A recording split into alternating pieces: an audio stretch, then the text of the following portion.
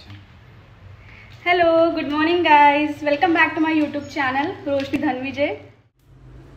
तर आज माझ्या घरी पाहुणे येणार आहे, तो it's for special for me and my husband also. So आज कोण येणार आहे? आज मला सकाळी फोन आला, त्यानंतर मी डिसाईड केलं की नाही, मला आज काहीतरी स्पेशल बनवायचं आहे। तर कोण असेल तो स्पेशल पर्सन? ते म्हणजे माझी मम्मी आणि माझा भाऊ येणार आहे। तर त्यांच्यासाठी मला खूप छान छान जेवण बनवायचं आहे आणि त्याच्यानंतर मग गोष्टी होणार जे की खूप दिवसानंतर मी माझ्या मम्मीला भेटणार आहे आज। आणि आज माझे हस्बंडसुद्धा माझ्या कामामध्ये हेल्प करणार आहे मला, कारण मी एकटी इतकं सगळं करू शकत नाही ना, त्याच्यामुळे। सो आता पुढील ब्लॉग कंटिन्यू करणार। कॅन यू गेस आज मी काय बनवणार? इन्ग्रेडियंट्सवरून तो special ingredients that is chicken curry.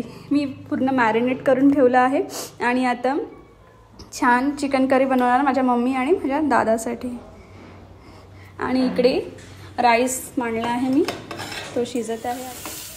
Chicken करीसाठी सर्वप्रथम मी कांदे भाजून घेतले, त्यानंतर बाकी मसाला पण मी अशाच पद्धतीने भाजून घेतला आहे।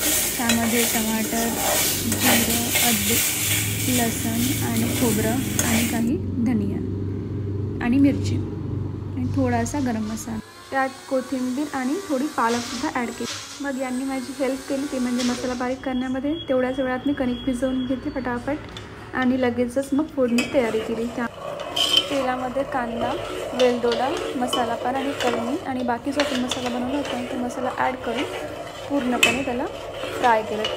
याच प्रकारे माझी चिकन करी तयार।